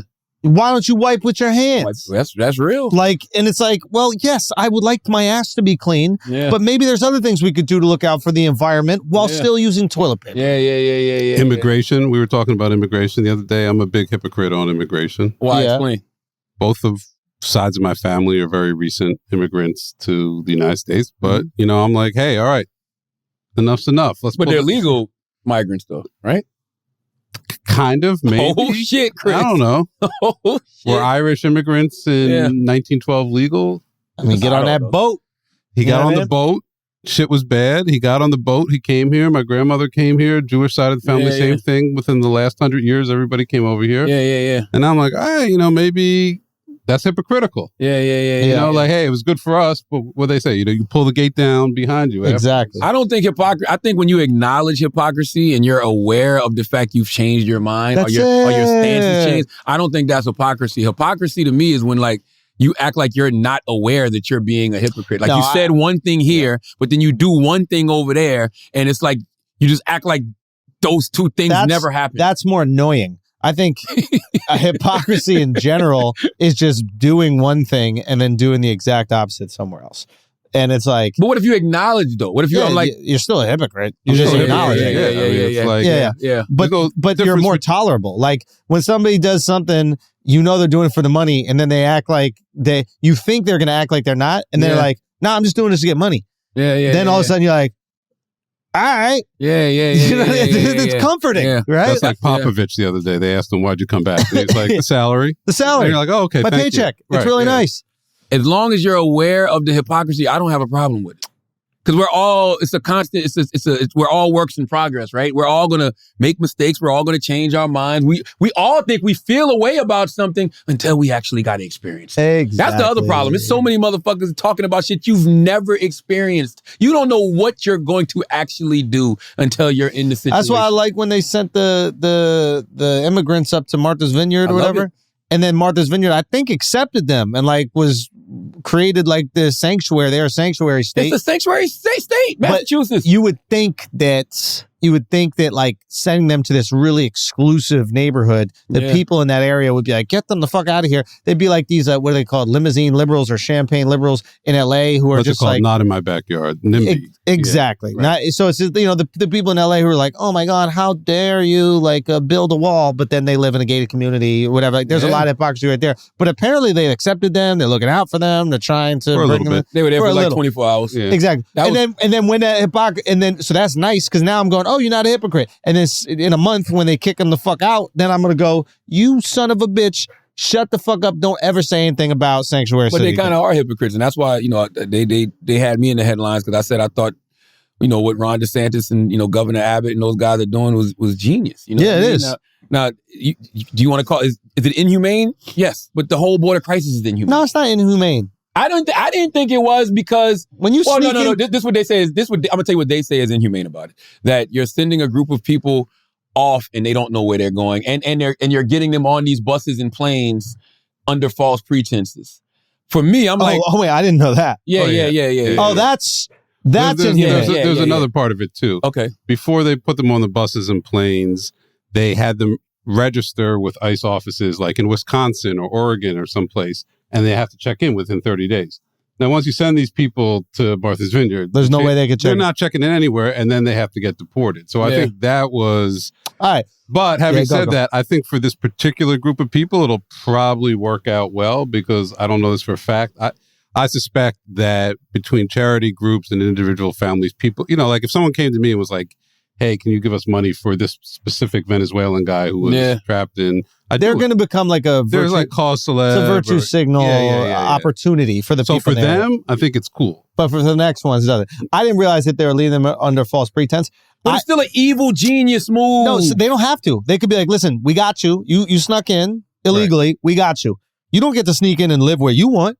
If you sneak in and we get you, we either send you back or we send you to a sanctuary state, to a where, sanctuary city. Literally, like if you call yourself a sanctuary state or city, you are willing to accept. That's right. And then what's going to happen once this happens? But I think we should be honest with the people that you catch. Like 100%, you can't mislead them. Yeah. But if there are these states that want to be the sanctuaries, especially the ones that are so far from the fucking border, it doesn't even matter. Yeah. And they're going to virtue signal about how amazing they are and how welcome they are for immigrants. And then with the border states go, well, let's see if they really live that fucking life. That's all it is. Listen, you got the vice president. How can you be mad at that if you're honest with the people? Yes, you got the vice president on Meet the Press. They asked her about the border crisis. She said the border was secure. She knows that's not true. Yeah. We had over 2 million migrants come through this year. 2 million migrants have crossed the southern border That's crazy. this year. Record number. Never happened in the history of America, right? Wow. So she said that. So Governor DeSantis, Governor Abbott, they like, oh, word. Put them on the bus, put them on the plane, dump them right in their front yard. Now you got to call a bluff. Now they're calling Democrats bluff because you have these Democrats who advocate for open borders. They advocate for sanctuary cities, but they never got to come face to face with the consequences of the things that they're advocating for. I mean, I don't think so. We're in New York City. We're far from the border. I'm pretty sure a lot of people wind up in New York It's a sanctuary city. Right. It's also a city. place with easy access to jobs for illegal immigrants. People are coming here. I think they sent 2 buses People here are too. coming to Boston. They might not be coming to Martha's Vineyard because there's no housing that anybody can afford in Martha's Vineyard. What's the answer? I just think it brings awareness to a situation that we probably wouldn't be paying attention to. This is what happens. That's fair. That's what I think. That's fair. You know how it's like easy for white people in the suburbs to ignore what's happening to black people in the inner city because they don't touch them at all. Right. While at the same time they're like equality, and we have to look at this is the version of that for illegal immigration. We don't know. I don't live on the border, so I don't know how illegal immigration affects the border, those communities. I don't know what it does to the economy. And that's what they're trying to show you. That's why they're like, I'm gonna put this border crisis on your front lawn. Yeah. So now you know how we feel. I went to a very liberal university that taught me that people create their own economies, so that new people coming in is just going to add more money to the economy. Maybe that's true. Maybe it's not. I don't know because I don't live on the border. Right. But if the people on the border are saying that it's affecting them negatively or in a negative way, and these people in New York and these people in Northern California are going, oh, be quiet over there. Just be more accepting, be more whatever. That's right. And then they want to bring that quote unquote problem to their front door and see how they react to it. Maybe they'll have more empathy for what's going on at the border. And then maybe they'll go, you know what? We've experienced it now. We see why this is frustrating for you guys. Maybe what we should do is try to find a way to shore up the border because now we felt the problem. It's not that crazy. If I'm President It's not Biden, racist. I don't think it's racist. Listen, if I'm President Biden or President Harris, I just called a bluff back. I say, you know what? Y'all are right. The U.S. immigration policy is trash. Border security is trash. Can we all come together and try to fix it? Can we create some type of bipartisan legislation to fix this border? You know they don't want to do that. Who's they? The GOP. I don't think. The GOP. I don't think they will. Having the boogeyman. That's right. It'll piss their base off. The moment that they try to come together to say, you know what, we are going to work to secure the border, it pisses their base off. Call the bluff back. Interesting. But guess what? Guess what you're doing now? What? Now you're playing political tricks. Right. With people. And now you've pissed off your base. There you go. On the far left. There you go. It's hypocrisy. I mean, look, for every Republican in Arizona that's saying we're close to the border, there's influx. I don't know this for a fact. I'm assuming a lot of them who have to have manicured, watered lawns every weekend. Who's doing that? You know what I mean? Everybody's has a position, but is still reaping the benefits of it when it's convenient. You know, we're all... It's like everybody wants illegal labor up to a point. Right. It's like, I want just enough where my life is comfy. They're like, 2 million is crazy. Yeah. They're like, whoa. It's too many people. Now, when it was a couple thousand, 10,000, we can handle that. 2 million? That's crazy. A lot of million. I know that's where their mind is. Yeah. And it's just disingenuous to be the vice president and be on TV saying that the border is secure when you know it's not. So maybe some of those Republican governors are like, well, maybe she don't know. Let's show her. Also, 2 million... There's no way to calculate the amount of people who come here illegally. Well, a lot of people are also. But you feel me? Like it's like calculating how many theft is. Well, they calculate the arrest. But that's just that many. Yeah. So a lot of people are getting rearrested because they're getting arrested, deported, and still trying to come back in. So that takes away from it. Yeah. I was saying there's people who get in that you don't even know about. Right. I wonder how that compares to like the height of European immigration in the 1900s, like when everybody from Ireland and Germany was coming over. Well, I was born in the 1900s. I just wasn't born that early. Right. In the I'm wondering, like, is 2 million equal to that? I mean, I don't know. I just know that it's the largest number in American history to cross the southern border. You know what I'm saying? And I think that calling the bluff, because the reality is, and I said this already, is Democrats don't really want that shit either. So you're out there. Don't want what? They don't want all those illegal immigrants either. I think they do. That's their voting base. They're not registered to vote. No, but they have kids that are. And then their kids end Oh, you up. mean later on? Yeah. maybe. Yeah, maybe. A lot of brown people are, they vote in GOP too, especially in different places. Absolutely. Florida, they ride with the GOP a lot. Texas, no, not Texas. Different. Texas too. No, Florida, Texas. Florida is different because Cubans yeah. have an issue with communism, obviously. Right. So. Cali's brown people probably vote blue, I'm sure.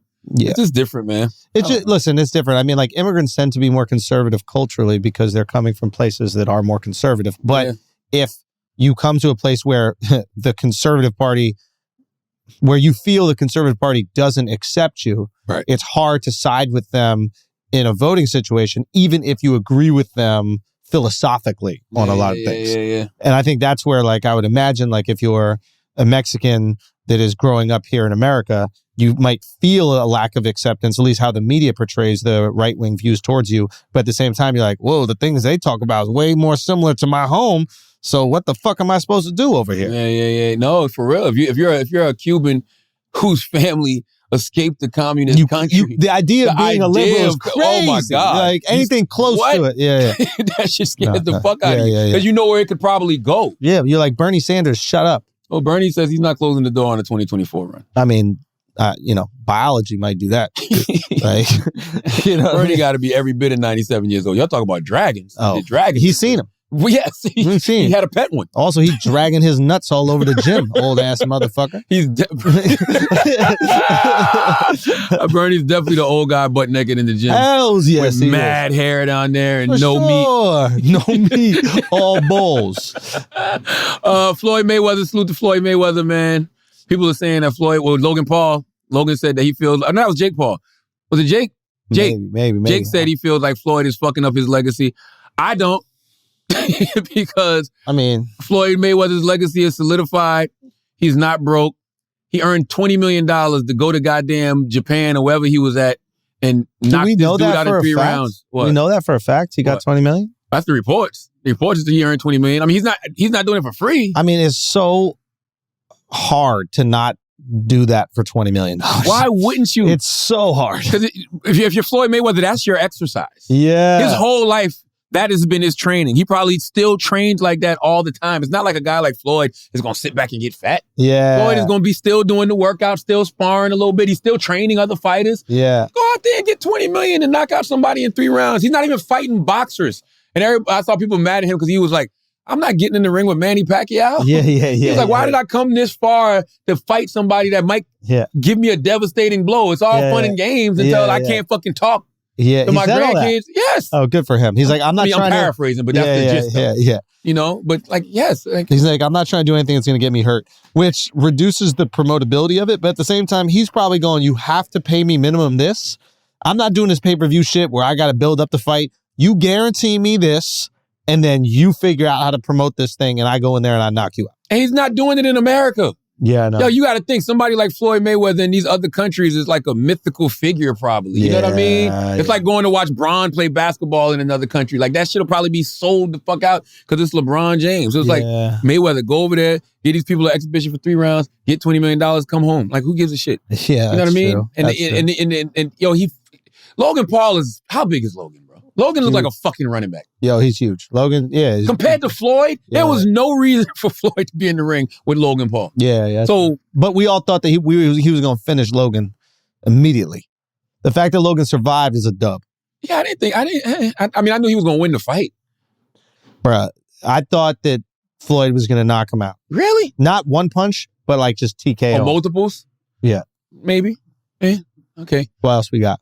Oh, shit. Let's do some Asking Idiots, man. Oh, the historically brilliant, the idea of contraception. What is started in ancient... Where did so we're talking about happen? Contraception. Okay. When did it begin? Started in ancient... Because it's, what is it? this is really smart or something. What is the segment we do that we've been doing for 10 years? Positively brilliant. What a fucking idiot. I tried to come up with some motherfucking idiot. historical examples of brilliant. Positively Idea of brilliant. contraception Yeah. started in ancient Egypt. Okay, the silphium plant was used as a contraceptive and was incredibly popular in ancient Greece and Rome. The plants could only be grown in a small area of what is now modern-day Libya. Overcultivation led to its eventual extinction. Was that the plant that they used to put on their dicks? Yeah. No, I think women had to. Put it in their pussies. No, I think they drank it. I think it was basically an abortion potion. Whoa. In middle-aged Europe, some forms of male birth control included covering the penis with another man's asshole. Is that what that says? Yes. Covering the penis entirely inside another man's asshole. And that won't get a girl pregnant. That is very true, That's Chris. true. This is great. True. I like this. Also included covering the penis in tar or soaking it in onion juice. Okay. Then no woman will fuck you. So that's really smart. In China, glans condoms covering only the head of the penis were made of oiled silk paper or of lamb intestines. Jesus Christ. In Japan, condoms called kabutogata were made of tortoise shell or animal horn. So how'd they get the lamb intestines? From fucking the lambs? Obviously. Put that dick deep in a lamb. Yeah. And his stomach come out with the intestines on your cock. Condoms were popularized in Europe after outbreaks of syphilis in 1495. Most popular was a linen condom meant to cover the glands of the penis held on with a ribbon. What would a Jamaican call a linen condom? Like, what the fuck would a Jamaican call a linen condom? Oh, a linen condom? Yeah, What bro. would they call it? A sperm clot? What would you call it? A skeet clot? You fucking cum clot. You cum clot. You fucking cum clot. Rubber condoms were introduced to America by Charles Goodyear in 1839. Then he went on to make the wheel. Right. Wow. They became popular because they were reusable. That's crazy. He went on to make tires, bro. Yeah, that's crazy. Condoms were legalized in America after World War I and by World War II were standard issue to American soldiers. The insult scumbag was originally a slang word for condom, like a comeback. Yeah, get rid of the S, bro. Whoa. The scumbag, no, comeback. Comeback is some calling shit, somebody bro. a comeback is wow. Dude. Yeah, that's crazy. I mean, you don't even swallow it. You just hold it. It's just in you. Golly. He's walking around with cum in you. God. Oh, this was wild. What was it? I just saw this. What a fucking idiot. Yeah, man. A father and son duo were ID'd in the PNB Rock murder. No. According to TMZ, Freddie Lee Trone was named a person of interest in PNB Rock's murder, was allegedly in cahoots with his son to carry out the crime. Trone's 17-year-old son has been identified as the shooter, while Trone reportedly drove the getaway car. Police say the pair were already in the parking lot when PNB pulled up, so there's no connection between his baby mama posting on social. The 17-year-old son and Tron's wife, Chantel Tron, have already been arrested. The elder Tron is on the run and considered armed and dangerous. They probably arrested the wife for knowing and not turning them in. Jesus. I mean, you know what's so interesting about this? We said this a couple of weeks ago about, like, why would y'all blame the baby mamas if people weren't already at the restaurant? You know what I'm saying? Like, if people didn't see them walking in, if people weren't eating in there. Like, we said this, but it's wild that the police came out and said that they thought it probably happened because of was her reckless. posting. Like, why? Like, how does the police not know? I understand the digital dickheads on social media jumping to conclusion, but why would the police say that? That was crazy. I think the police said that because of social media. Yep. I agree. Wow. I really do. I think the police saw what was happening on social media, and instead of like continuing to do their actual police work, they just ran with what social media was saying. Because common sense should tell you that if a guy pulls up to a restaurant, all that jewelry on, there's people at the restaurant. Yeah. Like, that shit is fucked. But a father-son duo? Nah. Not good. Not good. You have, like, we talk about, breaking generational curses, man. Can't do it. My God. Like, you failed your, bless you. You failed your child on every level. Every level. Like, Jesus Christ. There's some fucked up things my dad taught me, but never that. Nah, that's heartbreaking. You know what I mean? That's heartbreaking. Man, bro. And the kid, it's like 17 years old, led wrong by his father. Now he's going to spend the rest of his life in prison because he was led wrong by his father. Imagine sitting in a car and being like, all right, here, take this. Imagine the dad telling him, I didn't tell you to kill him. Who shot him? This is actually They said the son. So the son shot him. Yeah. So I told you to rob him. I didn't tell you to kill him, son. I wonder if robbing with your kid or your father increases the likelihood of using the weapon, because you can't imagine your dad or your son dying. Like, let's say the guy you're robbing looks like he's going to pull something out. You're like, holy shit, is he going to shoot my dad? Or you don't want to be embarrassed in front of your dad. Or you don't want... Yeah, so if you pull out... You go in there and you pull out the gun and he not giving up what you want, and y'all end up in a little squabble. You know what I mean? And you might be losing. You like, oh, shoot, There's a thing you don't want to go back empty-handed to your pops. There's a thing with boxing. They say like I'm going to probably mess this up, but like the number of boxers that have like died in the ring or something like that, like the percentage that their father trained them is super high. Oh. And it's a thing about like the dad doesn't throw in the towel. Wow. And the son doesn't want to quit in front of his dad. Wow. And it's like heartbreaking to even think about. But you also look at a situation like that, like maybe that plays in. Like the idea of quitting in front of my father, I would never want to do it. But with a thing like boxing or like fucking... or disappointing or something like that when you're robbing somebody, it leads to this. It's like, man. oh, yeah. And nobody wants to disappoint daddy, which is wild. Because daddy's disappointing son by even being involved in this shit. By even being involved. Like, you're supposed to keep your son totally away from that lifestyle. Like, that's not supposed to be your partner, bro. Even if you still in the streets, your son, you're supposed to be teaching your son a whole nother way, man. That shit is heartbreaking, man. Rest in peace to, PNB Rock and send the healing energy to his family and his girl who had to witness all of that. That shit is, man, heartbreaking.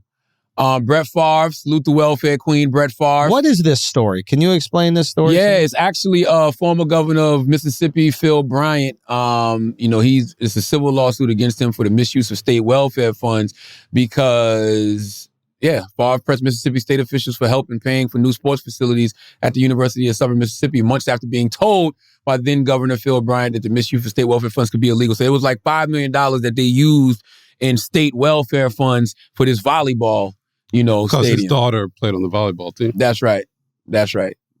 So he petitioned the government to use it for volleyball, or he had control of the cash and he chose to use it? It sounds like it was like some back channel stuff where he had a relationship with the governor. Yeah. He knew this money was out there. He convinced the guy to reroute it, but kind of did a little thing where he's like, I don't want to do anything illegal here. Yeah. But knew that the money was supposed to go. But he's lobbying. He's not making this because they took the money from the state welfare fund. But he doesn't have the power to take it himself. He has to lobby a government official. Oh, yeah, exactly. So ultimately, the government official is responsible for, Well, Favre's still a piece of shit because he knew where the money was coming from. Of course, there's no question. But like, there's a person whose job it is to deal with pieces of shit.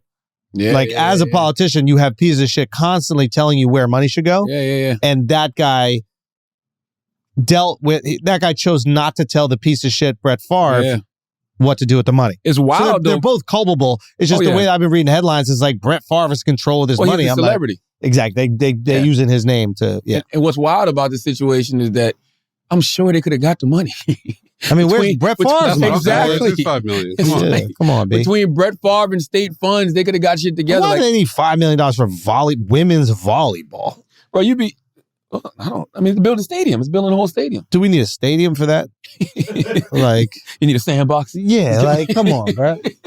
Come the fuck on. But you'll realize too, man, like, especially somebody like Brett Favre, I do it all the time in South Carolina.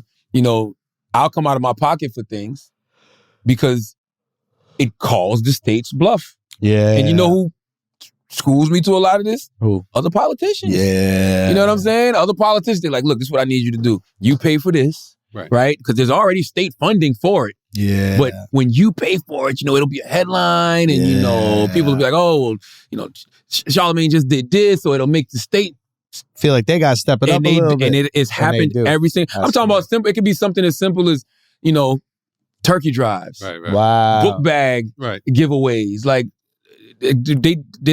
when I started doing mine like 7-8 years ago, it's like 2 or 3 that the town does now. This is what we want. That's exactly what you want. There's something else I'm doing in my hometown right now. I actually thought I could come out of pocket for it until they told me how much it costs. I was like, whoa. And you're like, no, we gonna need some help. I didn't think it would cost that much. But they got a state fund for that. They got a fund. So now that I want to do it, can you tell us what it is? Or? I don't want to say. Okay. I'll wait till it's done. But when now that I want to do it, they want to get it done, and it's state funding for that. So it's just like, yo, Brett Favre could have got that fucking money, bro, for that volleyball stadium. He should have just came out of pocket. Like, yo, I got 1.5 for it. What's up? Yeah, exactly. State would have came with the rest. Exactly. This is wild. Talk to me. I can't pronounce his name. That's why Ime Udoka, who's he's the coach of the Celtics, Nia Long's husband. He's in a scandal right now. He's been suspended for the season, and they got a 10-year-old son together. Yeah. Was having an affair with a Celtics employee who helped make all his travel arrangements. A few, though, right? He was also smashing Brad Stevens' assistant. I know it's an executive assistant. Say again? It's an executive assistant. I don't know if it was Brad Stevens. It was Brad's. Yeah, man. I mean, listen, man. Reportedly, this also included organizing travel with fiance. The Nia Long of this story, that shouldn't even be part of this story. The woman was involved. Whatever. The moral of the story is this: the name of the employee has not been revealed. There's a lot to this, right? Because there's a whole other story other than the executive assistant. I'm sure you've heard. Which is? I'm not saying. That's not my place to say. If it comes out, it comes out. Can we just cut it? And you just say it. Well, it's just context? I mean, we can. For this, it's fine. Okay. Here's my thing, right? Yeah. And I'm not judging the brother. I think what Shaq said is brilliant. You know, he was a serial cheater. I definitely was a cheater. So I'm not judging the brother at all. I just want us men to start having conversations about self-sabotage. And what I mean by that is, what makes you be in a position like that? You're the coach of one of the most historic franchises, not just in the NBA, in the world, period. You're black in that racist city of Boston. They probably don't even want you as the coach. They was shitting in Bill Russell's bed, bro. I mean, again, Bill Russell won them, 11 championships? 13. 13, you know what I mean? Was it 11? And I know times change, right? I know times change. So yes, my point is, why would you put your penis before your paycheck? What in a man makes them have to go sleep with this person's wife that works for this team? Like, power, man. Addiction to power.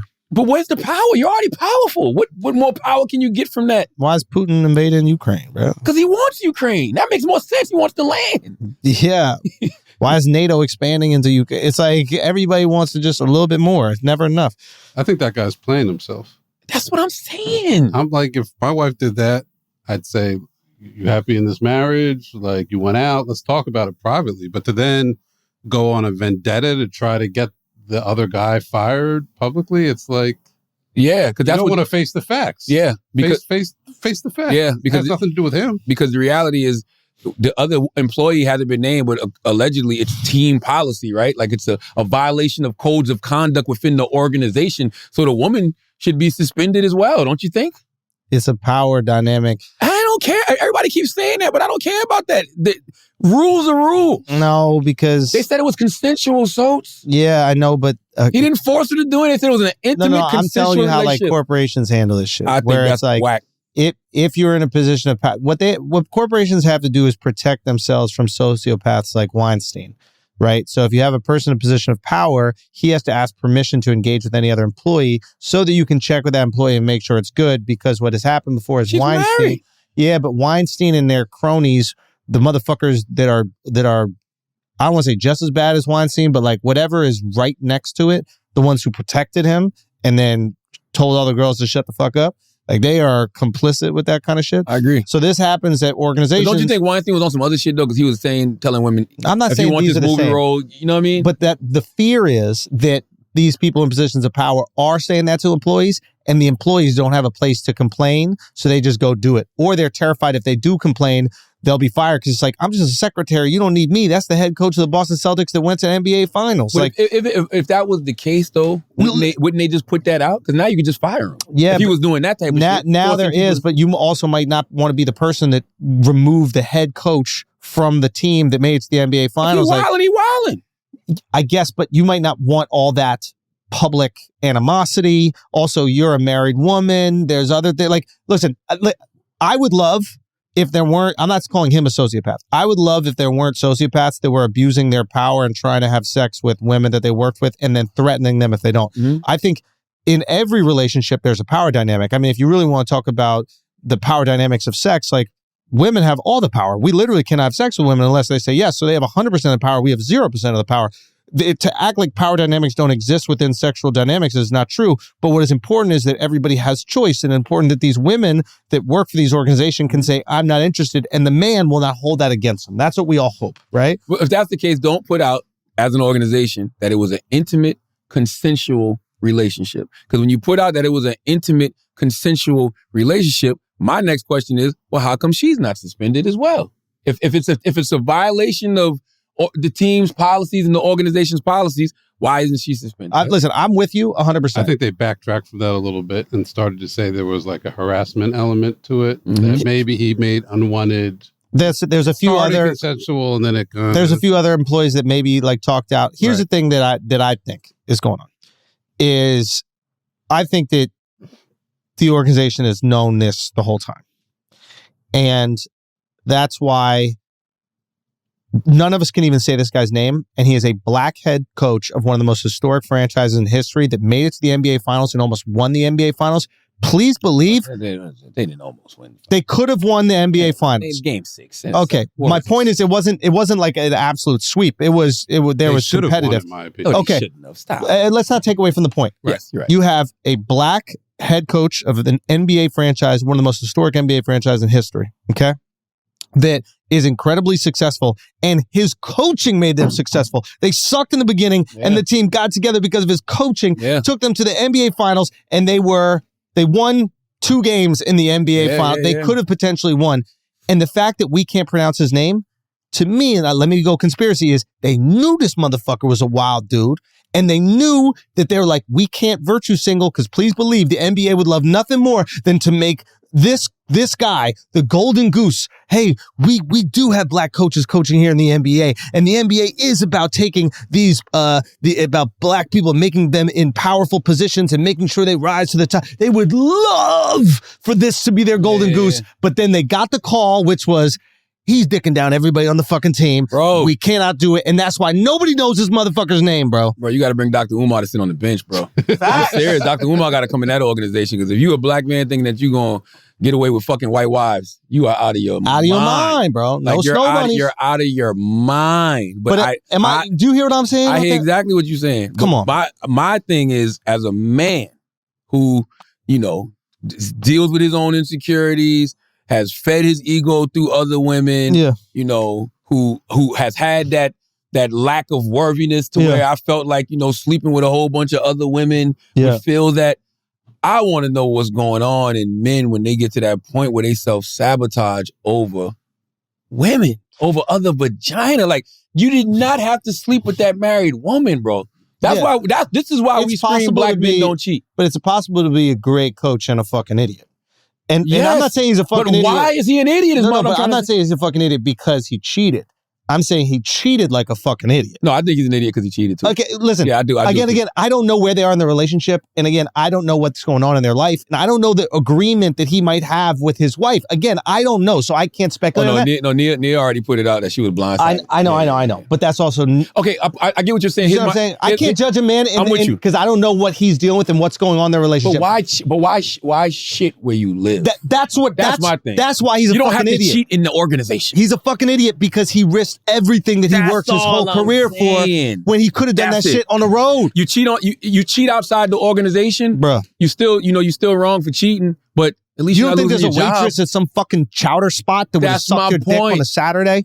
Of course they would. God damn. What, dude? What? Something about the chowder and the sucking of the dick. I was just gonna say, you could go to a bar. Those words hit, bro. You don't think it's some chick who's gonna suck your dick at a chowder spot? Whoa.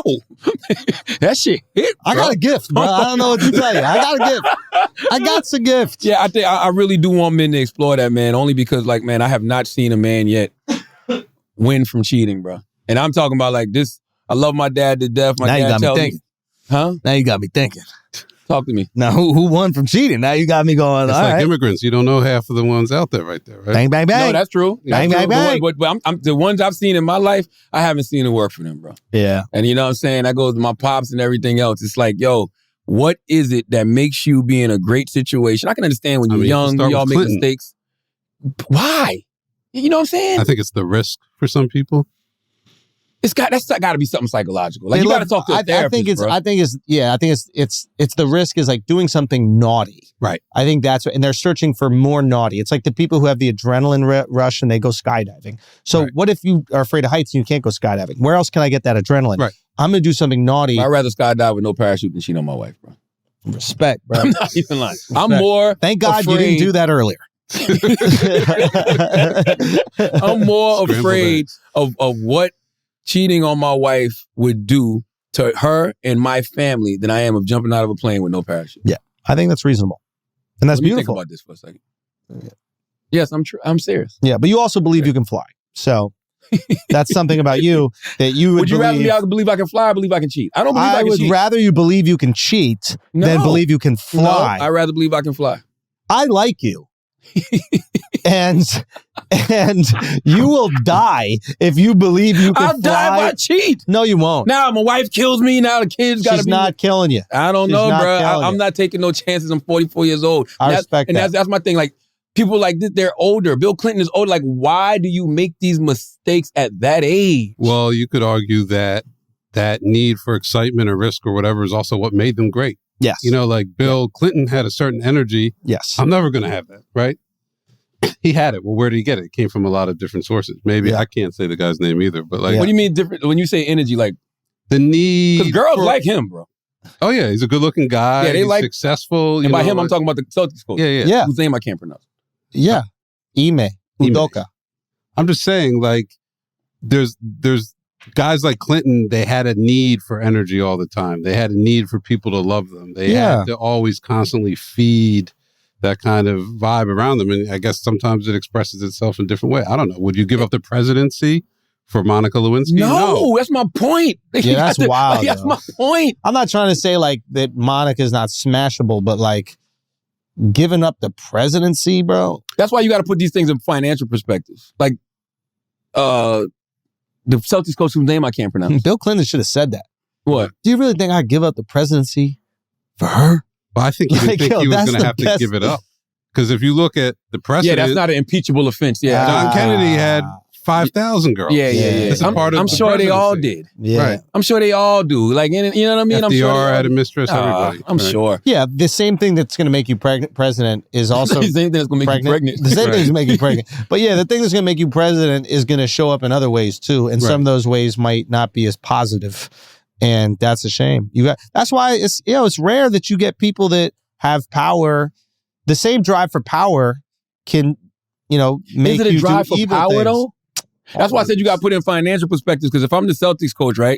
I just want guys to understand what happened. They probably was going to franchise this guy as a coach. He took him to the NBA Finals his first year in the league. You know what I'm saying? They're going to have a great year this year as well. This guy probably lost like $50, $60 million, $70 million, some crazy number because he had to sleep with somebody's wife in the organization and people's assistants. But that's what successful guys do. They compartmentalize things, right? And they take immense risk. Right. Well, we got to stop compartmentalizing and start thinking on a macro level. That's all I'm trying to tell men right now. Yeah. Like, whatever is in you that's causing you to self-sabotage in that way, we got to go fix, bro. That's why I'm so big on therapy and everything else. There's a great book I read called The Big Leap that talks about when people get to that certain point and end up self-sabotaging. Yeah. We got to find a way to stop self-destructing in this way. Yeah. That's what I get from these conversations. And I'm not chastising this brother at all because I definitely, cheated. But I realized the path I was going. I'm looking at him like, so damn. Maybe this is his bottom. But he's already lost it. What? You got to stop yourself before you get to that. But a lot of people don't, man. Sometimes they need to hit rock bottom in order. He's only he's suspended for one season. Like, bro, they said, no. Bad. The Celtics said, you're suspended for 1 year and we're going to reevaluate when that suspension is if over. they win this year, based on the information that's out there, I don't know what really happened. I'd hire this guy as a coach. I don't think he did anything that's like terrible. Nah, if he fucked people in the organization's wife, bro, what's going to happen is you're going to create an environment where everybody around him doesn't want to introduce their wife to them. Right? That's important. And you're kind of showing that you're not really a leader of men. How can you be a leader of men if you're still making decisions like that? See, I think the NBA players might like that because they're wild. Coach, you got Neil Long at the crib, bro. From the pictures I saw, basic. No accessories. You know what I'm saying? Like nothing. You gotta at least be able to be like, I couldn't resist. Yeah. You know what I'm saying? Like, I'm looking at, like, you look like a psychopath. Like, why would you do that? Yeah. That? Yeah. Oh. Nia's so sweet, too. And it's Nia fucking long. Yeah, she's beautiful. Come on, man. Yeah. Nia fucking long, man. We're odd, man. We're odd. I'm trying not to be odd. That's why I go to therapy. I don't want that. Like, we really have to find a way to stop self-sabotaging this, man. I'm sick of it. Yeah. Let's do some Asking Idiots. Oh, salute to Young Miami, too, man. I feel you, Young Miami. I think you have the potential to be the next Black Oprah as well. Oh, let's go. Okay. I feel you. All right, let's get some Asking Idiots. Salute to Chief Keef, too. I saw TMZ run up on Chief Keef asking those wild-ass questions. You know what I'm saying? Trying to make it look like I was trying to play Chief Keef. I wasn't trying to play. I never said Chief Keef wasn't influential. I just said he's not one of the 4 most influential rappers ever, in my humble opinion. Yeah, that's fine. That's all. Ian Woods. What is Charlotte's top 3 favorite books? Great question, Ian Woods. The Autobiography of Malcolm X by Alex Haley. The 4 Agreements by Don Miguel Ruiz. And Ego is the Enemy by Ryan Holiday. Woo! Those are my top 3 favorite books. I'm reading Ryan's new book right now, too, called Discipline is Destiny. The Power of Self-Control. Let's go. Which you motherfuckers should read. This is what I'm talking about. Having the power of self-control. What movie characters would you and your closest circle fit / remake? Ocean's 11. Not even a question. You think Ocean's 11? That's the movie that I will remake at some point. And it won't be the same exact movie. I've been thinking of Training Day. But a dynamic, yeah. I don't know why. I've watched Training Day a lot, and I've always imagined myself playing the Lonzo role, you playing the Hoyt role, Duval is Snoop in the wheelchair. Sick. You know what I'm saying? Go get some of Letty's cousins to play the Mexicans. You know what I'm saying? I've always thought about that. You know? All right, let's get a couple more. Which move? W. Nisha. Which move, business or life, are you most proud of the other 4 and why? Ooh. Oh. I'm proud you went faithful, man. I think that's beautiful. And like investing in yourself and your family, that's fire. You know what's interesting about that? That was something I saw you do early on. Because you was with another woman and you was faithful. Yeah. Like, I was like, oh shit, Schultz is really faithful. And you know how you know when somebody's really faithful? Yeah. When you're on that road. Schultz knows. I'll be on the road out here. Shit. You know what I mean? Schultz be making them laugh. I'm leaning over like, making her laugh. You know what I'm saying? Like, so when I saw that, like, Schultz is, I'm like, oh damn, Schultz is really, really faithful. Like, yeah, this guy is crazy. No, I'm just saying. I respect that. I remember one time Schultz looked at me and Schultz goes, the need for you to tell me that. Why? Yo, son, like, what kind of insecurity are you This guy's crazy. The need for you to tell me. This guy's absolutely crazy. But no, absolutely but time out. Crazy. That's the kind of checking that men should do. Yeah. I said that shit to you, trying to feed my ego, and you saw right through that shit, like with the need to tell me that. Yeah. Like, what kind of insecurities are you dealing with? I don't know if you remember that. I remember it vividly. Oh, okay. I remember exactly. You know, let me shut up. Yeah, but I do remember. Shut up. But I remember exactly what you said. That shit was hilarious. It was absolutely hilarious, but it was just, I love being faithful, man. Being faithful is so fire, stress-free. Right? Last question, Jake Farrell. Jake Farrell says, would you rather spend 1 year in federal prison, 3 in jail, or 5 active combat military duty? I don't even know what that... Oh, that means years? I'm doing the military. I mean, hold on. Active combat military duty or one in federal? First of all, I think he got this wrong. Jail is worse than Fed.